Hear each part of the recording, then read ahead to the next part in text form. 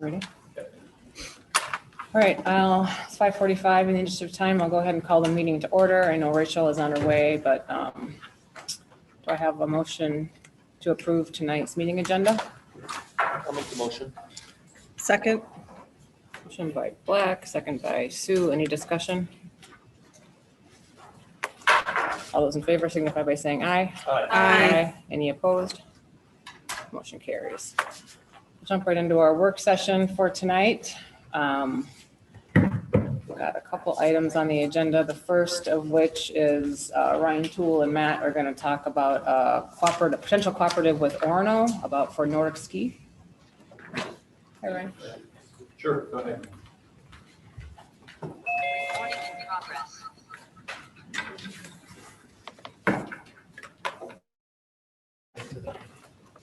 Sorry. Thanks. Thank you.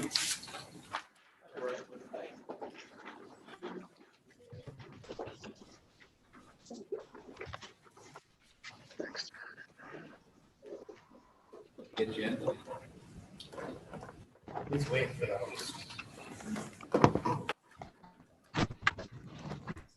Well, it's good to see you all. Summer's going on. Ladies and gentlemen of the board, I just wanted to share with you potential for the high school to do a co-op Nordic skiing with Orono High School. I had some students approach me this past year, interested in doing Nordic skiing. After looking at it and talking with Chris Bunton, who we can get, we really weren't set up to do our own program. Orono has an established Nordic ski program. We reached out to them and talked to the coach to have interest in it, and I'd like to co-op with them. They practice out at Baker Park and go from there. And so right now I sent out an email to see what interest is out there. I got 4 students that responded and said, yeah, that's something I think I'm going to do. So we're just looking to get the go-ahead to do that co-op. We have kind of set it up with the students that the cost would be on them. It's not a new program that we are funding. But if they want to do that co-op, they can do that and participate in the high school level competition.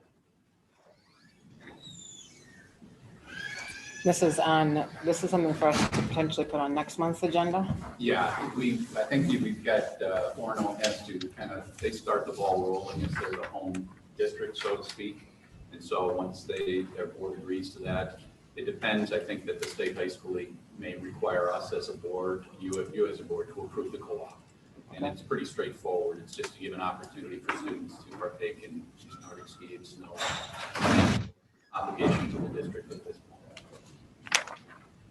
So we would just be looking for next month to potentially approve if Orono gets their paperwork signed off with the league. Okay. Pretty straightforward. Is there a time frame in which we would have to decide to not, oftentimes we start that way and then we incorporate it into our athletics and activities, and obviously just with everything else going on, I would be concerned about doing that anytime in the future. So can we stay in a co-op with no financial obligation to the district in perpetuity, or is there a timeline? At this time, no timeline has been established. I know in like boys tennis, that was something that became a school-funded program. They had many years of self-funding and showing that they could sustain themselves as a group before we set up any kind of progression. This agreement would be with the understanding of no financial obligation for the school district. If they would want to change that, or if there were a number of participants that grew to a point, we would have to come back to you to make a change to that. Right. Okay. And I remember that from the other ones. I don't want to give somebody false hope that this could come in within a couple of years if. No, it's not that type of agreement. Okay. On my computer? Yes. I didn't join with audio. Okay, sorry. Technical challenges here. I think we're good. Okay, yeah, thank you, Ryan.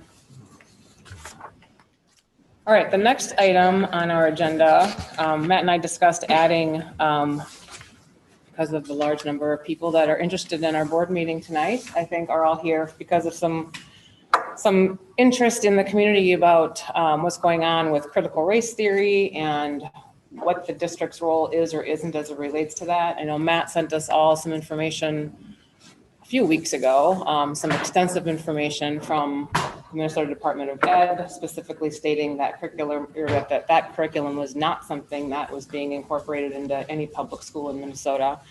And so I think we all sort of accepted that and knew that we weren't doing anything at the local level and moved on, but it seems like there's still a lot of questions out there. And so we just as a board wanted to have a discussion with Barry, who's here tonight, and with Matt, to just maybe give a chance for anyone to ask some questions and you guys just kind of give us your perspective on how you're handling the questions from constituents and things like that in terms of this particular topic. Yeah, and I think we got some really good information from not only the Department of Ed, actually, it was from the Minnesota Schools, Administrative Schools Association in conjunction with the University of Minnesota research. And I think what we're finding here is that this is a theory. It's not curriculum. It's not going to be taught in schools in this school district. It's, as Lisa said, this is not part of any Minnesota state standards. At this time, this would be a theory that potentially could be discussed at a graduate level in a master's class or somebody going for their doctorate. But it's definitely, it is just that, a theory. There seems to be a lot of variations now. This is a nationwide issue. It's gotten a lot of attention at school boards across the nation. And I think that what has happened here is that everybody has their own definition of what critical race theory is. And so we were glad to just make sure that, what is critical race theory? And the historical practice of this is that critical race theory was founded in the writings of a Harvard law professor, Derek Bell, in the 1970s and the early 1980s, with contributions from Alan Freeman and Richard Delgado and several others. Critical race theory provides a framework to challenge legal scholarship and policy analysis for understanding root causes for structural inequity and the role of race in the creation and maintaining of inequity. It allows those structural and systemic inequities to be understood and discussed as experienced by communities of color.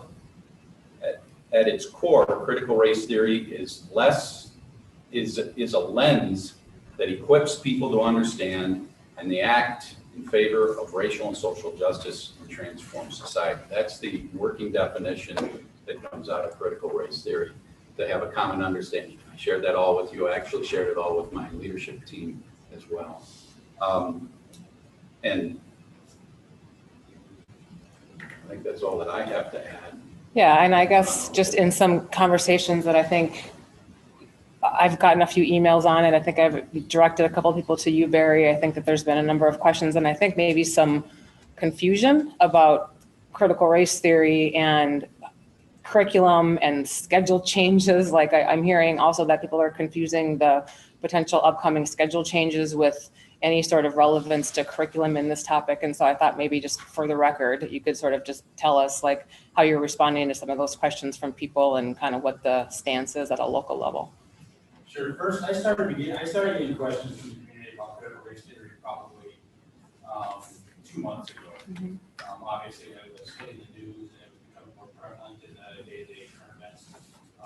My response to those concerned parents was simply that we have a standards adoption process and curriculum review and those sorts of things. And I talked through how the state goes through their review and then approves standards, and then we have several years of implementation. And so I kind of directed some families to placed on the website, MDE's website specifically, where they can get information on the timeline and how that process works. It resurfaced again when I sent out my survey for the schedule redesign a couple weeks ago. So I think it was like June 12th or 13th when I sent that survey out. And admittedly, So the survey was titled the DHS Schedule Redesign Survey. When folks, I think, opened that survey, they noticed that there were some vague questions about opportunities, things that people need, things that people want, and then also a couple of questions about holistic or well-rounded education. So there was kind of a Likert scale of are you in favor of a well-rounded education or are you not, and then kind of help us describe what that means. And so I think those two things, they're totally separate, but because of just the climate in our society and current events and stuff, they kind of got muddled together. In no way, shape, or form was the survey intended to reference critical race theory or anything other than exactly what the question said. Now, admittedly, we did leave the question pretty vague. And so for those folks who are maybe less familiar, we did put a task force together to embark upon this very lengthy schedule redesign journey. That information now has been shared on our website, and there's kind of an overview. And it references some of the rationale and the goals. There's a budgetary reason, of course. There's also some curricular opportunities and expansion of curriculum. And again, I think when we as a task force talk about the expansion of curriculum, we're looking at in terms of expanding our elective opportunities or broadening the opportunities that students have maybe in the various disciplines, whether it's science or the arts or technology education, those sorts of things. But because I think of the context of our society, we hear broadening curriculum or whatever, and we think that we're going to expand things to critical race theory or whatever. And that simply has not been on our radar as a task force.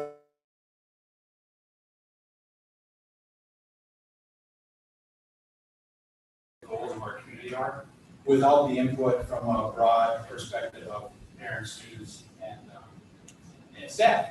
So with the fear of very narrowly defining or assuming people's intentions on our task force, we left those questions vague.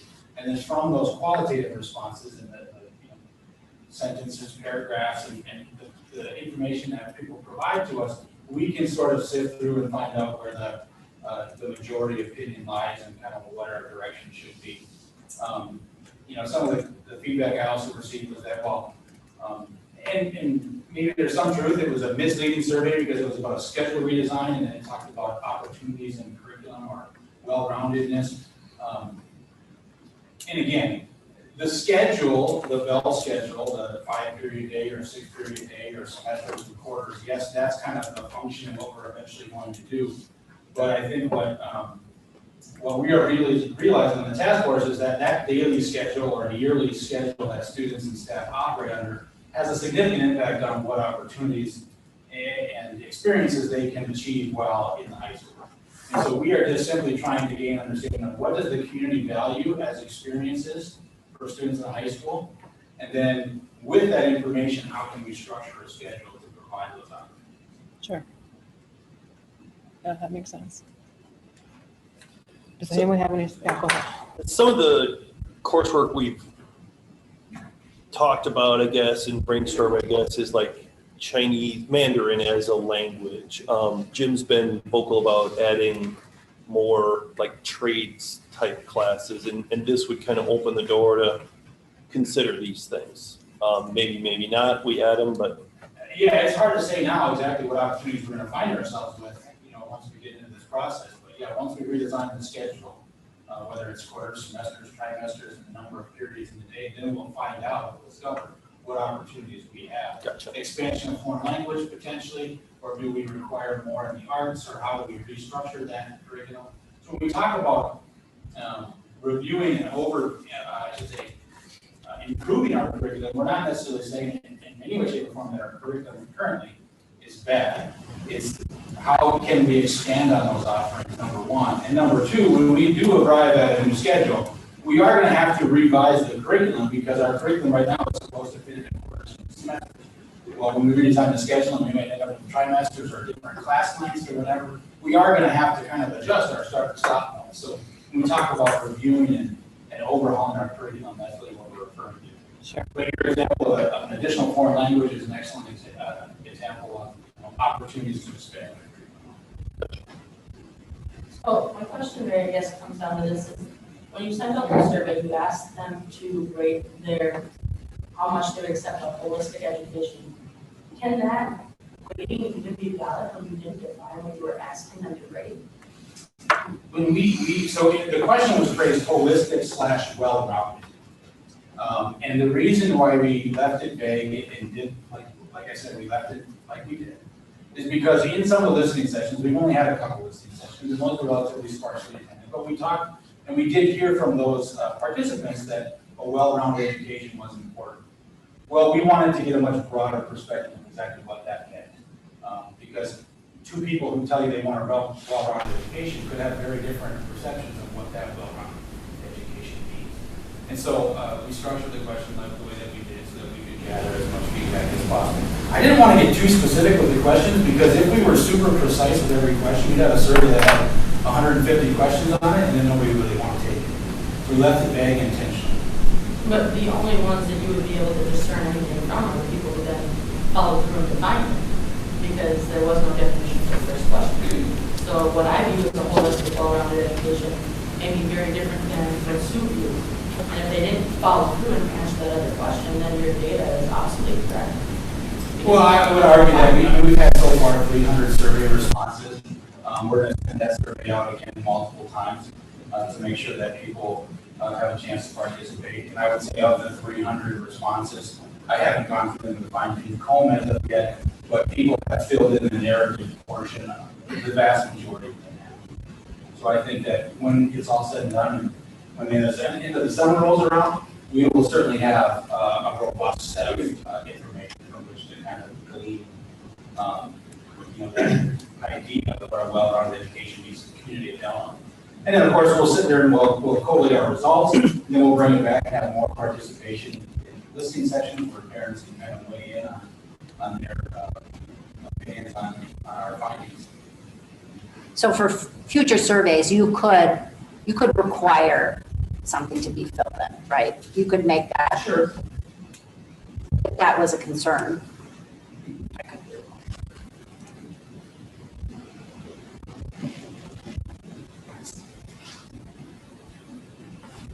Does anyone, any other, so it seems like based on what you're responding to, that a lot of it has kind of recently bubbled up because of the survey, which makes sense if people misunderstood the intent of it. I know you started getting questions months ago before the survey was even probably drafted, right? So I'm just trying to understand a little bit of where else this could be coming from, but we might hear about it. Reflecting on just kind of how things have progressed over the last couple of months, and I would venture to guess it's my own personal hypothesis that our families are tired maybe with and of course, as the year goes on, that frustration grows.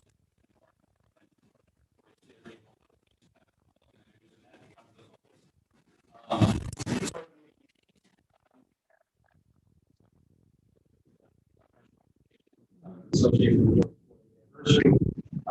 And then, of course, where maybe has died down a little bit, people sort of ignore things for as the summer's going, then I just spoke with players and my survey intention. All right, fair enough. Okay, so yeah, I guess I kind of want to just make sure that we had a discussion as a board. I know we had all gotten that information emailed to us. I think we all probably were left with some questions, but that email did, for me, clarify the fact that truly it is not something that we are incorporating into curriculum. We are not at the local level. We are not at the state level.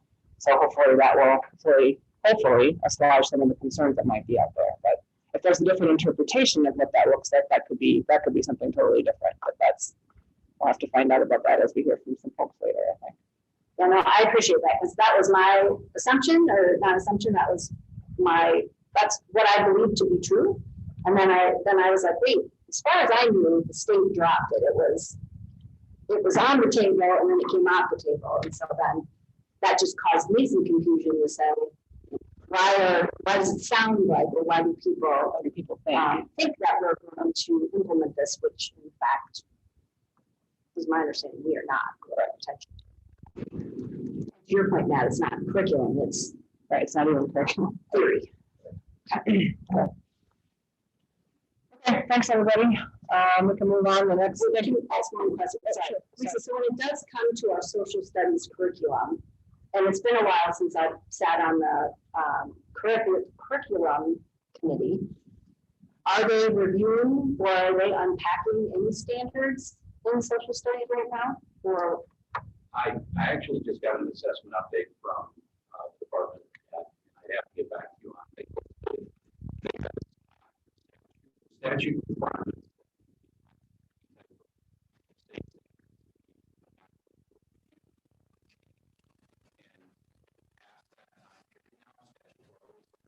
Any changes to any curriculum that's not in the process right now.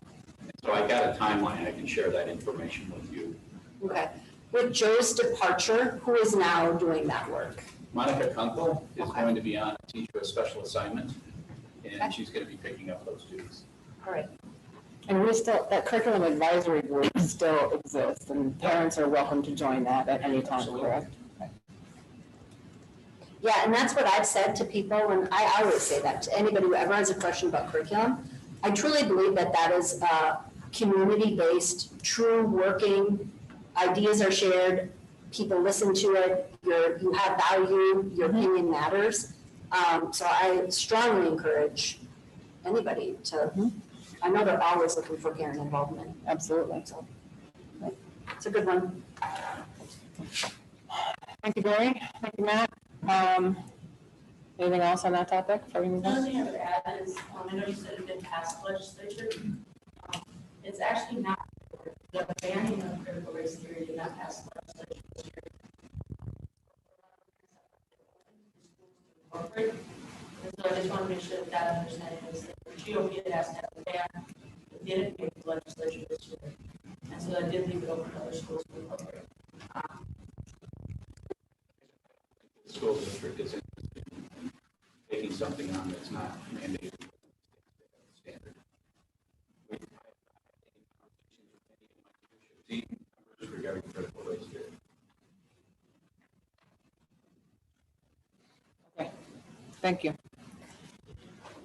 Okay, next item, we've got some policy updates that we need to go through. Just two that are going to require to read, and they're not really that substantive changes. The first policy is Policy 707, Transportation of Public School Students. And I believe on page 2, there's just some updated definition language of the word home, the legal residence in a district. On page 4, there's some additional language under Article 4, letter G, that the school district may, in its discretion, also provide transportation to any student to and from school at the expense of the school district for any purpose deemed appropriate by the school board. It just gives the district a little bit more discretion with regards to transporting students. Transportation of non-resident students, you don't need the permission of the resident district of transporting non-resident students. There's another updated language piece. On page 5, they added new language under Article 6, letter C. It says, in general, the school district is not responsible for transportation for any resident student attending school in an adjoining state under a reciprocity agreement, but may provide such transportation services at its discretion. That obviously is not any pertinence to Delano. I don't think we border a state. And the last additional piece, or the last two, is on page 6. Just involves court ordered transportation. If there's some legal authority that requires the district to transport, we will do that. So I clarified that as well. And then on page 7, it's talking about homeless students, just some updated language with regards to transportation. That's all there is for policy 707. Any questions?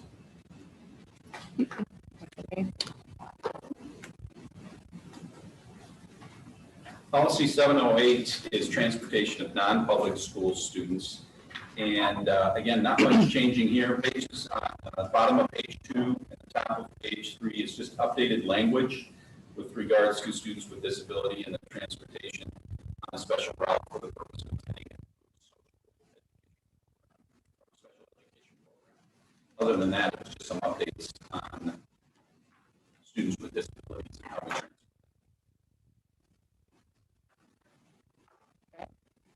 Questions? Those? You should see the first read on the agenda for this evening.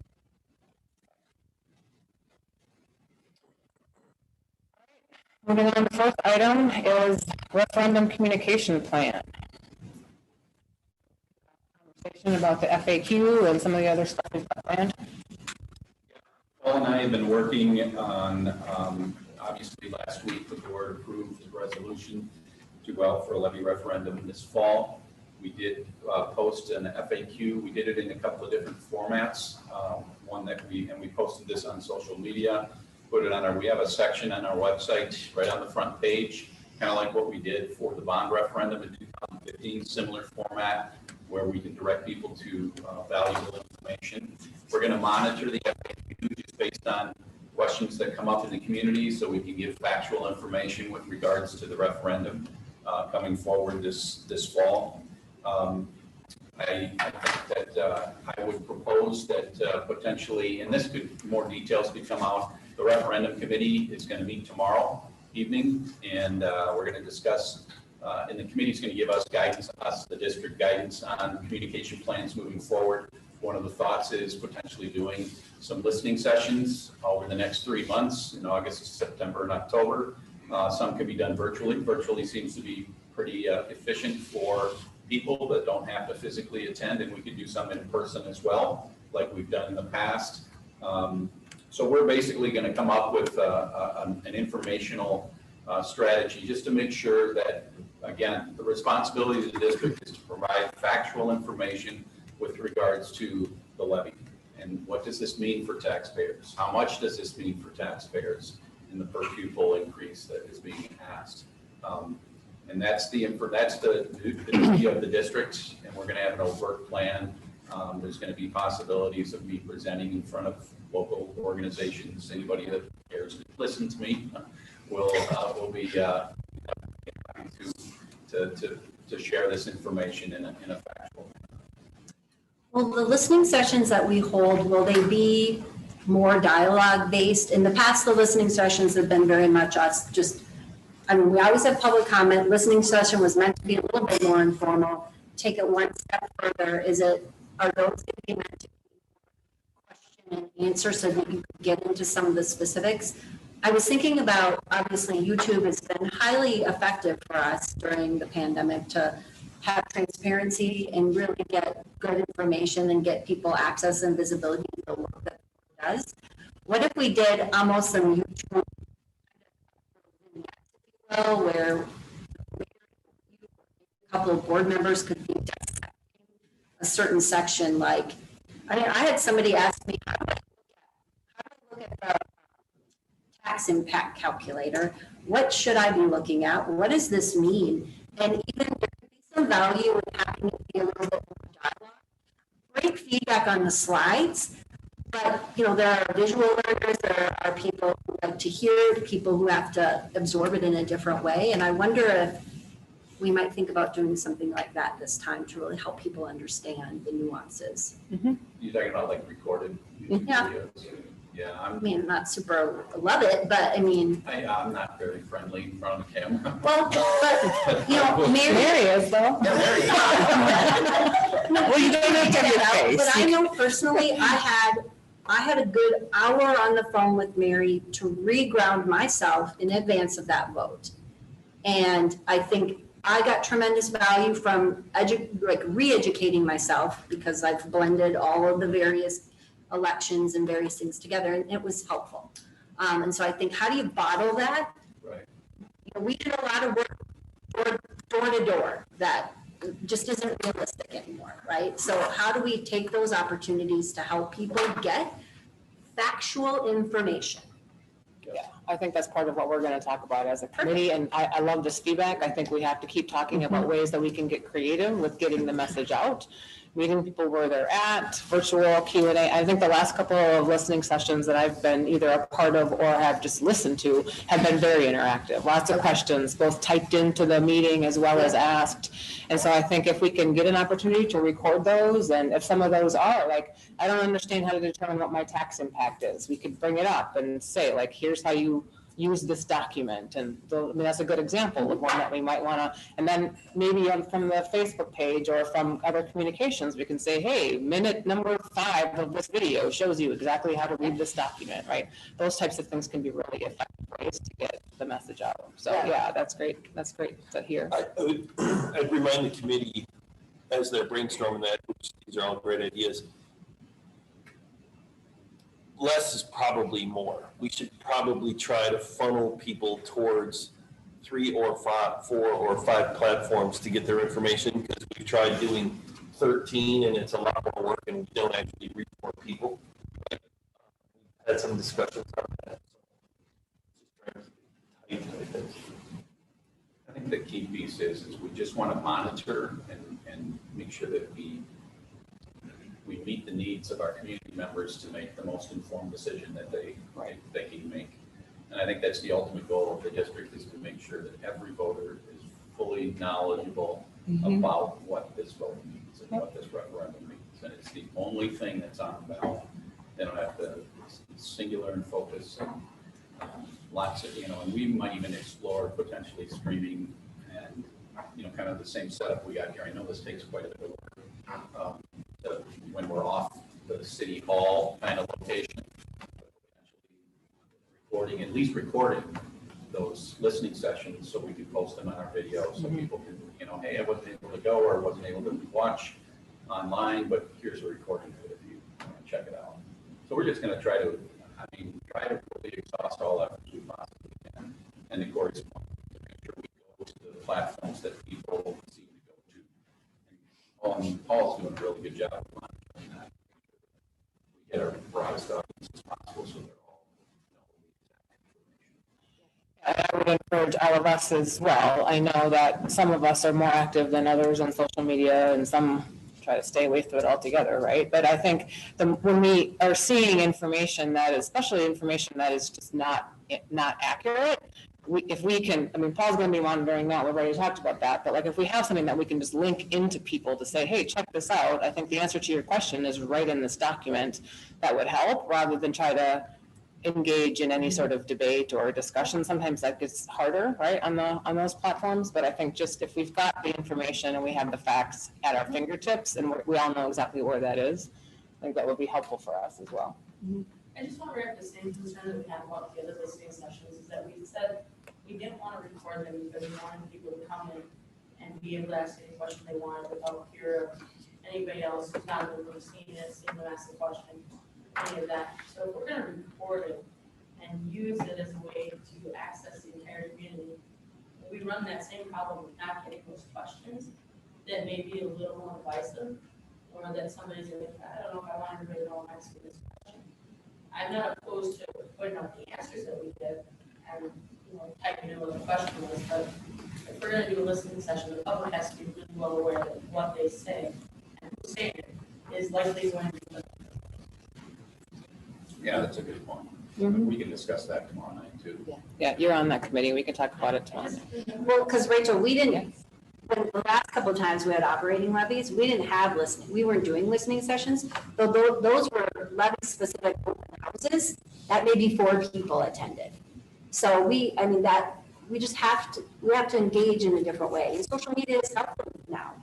And even though on the one slide that is posted now, it says, this is the portion that the state funds, but Mary walked it through and it was very easy to understand when you actually have the numbers in front of you that says, here's how much we get from the state per pupil based on our enrollment number. Here's the enrollment number. Here's the number that comes from the state per pupil. Here's what comes from federal. Here's what comes from other, and here's what comes from our operating levy. And I was like, oh, okay, that was really easy to understand. And then it said, and here's the expenditure per pupil. And it helps when you have that, I think, understanding that some of the slides, I think, are at a little bit higher of a level. So how do we get down a little bit so that we can stay up here at a different level? And I'm saying focused attention, focused bits. It's not an hour long because nobody's going to watch an hour long, but maybe it's, hey, we're going to talk about how we get our funding, and it's 10, 15 minutes. Right, and maybe we just record this, I mean, we can talk about this more tomorrow night too. Maybe we Right. just record that part of it and then the Q and A don't, but then we can take the themes from the Q and A and publish the responses, right? That might be a way to do That it is too. not posters. Yep. Yeah, absolutely, I agree with Yeah, and that. we would never record it without their consent anyway. Everyone would need to know upfront what we were doing there, but yes, of course. Okay, so we'll have some good dialogue on that tomorrow night, but thanks guys for the feedback there. Next is just a general committee update from other committees in general. The only one I think that we have on tonight is for city school. We did meet, was it just last week, I guess? Last week. Right. Yep. Primarily, the topic of the conversation, that was me and Corey and Jenny. We met with some folks from Phil Kern and Jason Franzen and I forget the guy's name from the Park and Rec Board. John, something. Yeah. We talked through a notion from DEHA about a second sheet of ice and land implications with the school district and what they may or may not want to do with that space.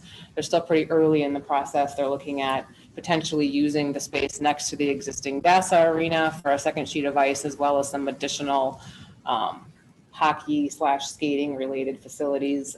Very early in the process, we basically sort of gave the go-ahead with the city to do a feasibility study to determine what the impact would be, get all of the questions that we're all going to have on this, hopefully answered through that study. The district will not be paying for that feasibility study. I think they were assuming that DEHA was going to be paying for it, but I didn't really care as long as it wasn't us. I don't think any of us did. So that was basically the purpose of the meeting. There wasn't really anything else on the agenda. Anything else? No, it was kind of singular in nature. Yeah, and I think the end result of the feasibility study should be designed to give both entities, which are actually all three entities, DEHA, the city, and the district, kind of a go, no go, and move forward. It doesn't commit us to anything. Right. And it's just that there's a lot of questions that need to be answered, and that study is hopefully designed to answer those questions. And I would assume that this committee would come back together, representative of the city council and representative of the school board, to come back to look at the feasibility study and see what makes sense. Yep. Questions?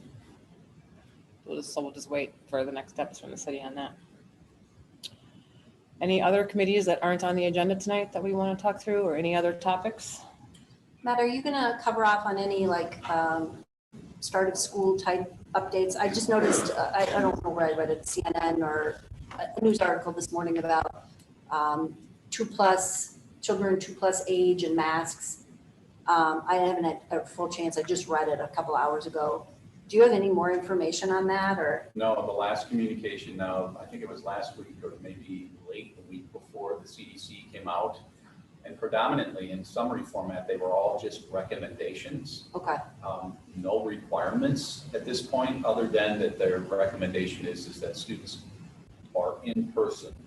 Okay.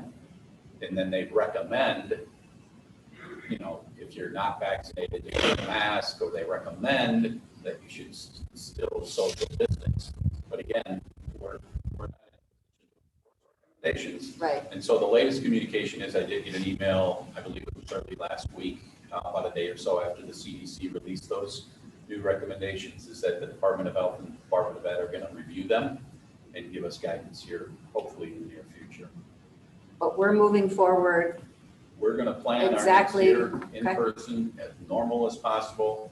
Okay. Unless some government agency with legal authority makes me do something different where I got to come to you, make a recommendation. But as long as, in lieu of the absence of guidance directly from the departments at the state level, we are planning, our leadership team planning to come in person as normal.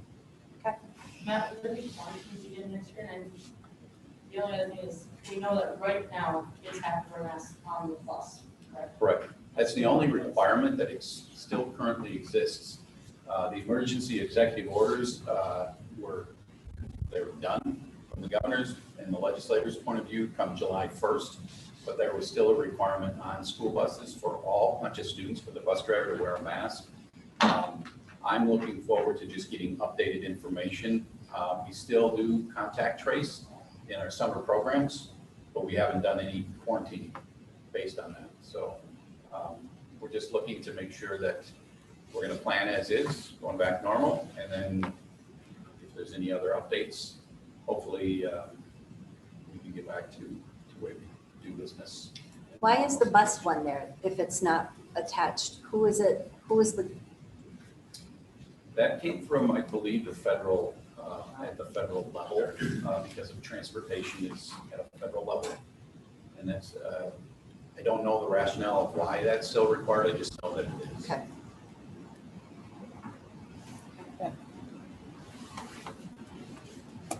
Any other topics or questions for Matt? I'll entertain a motion to recess. I'll make a motion. I'll second. Motion by Johnson, second by Gerke. All those in favor signify by saying aye. Aye. Any opposed?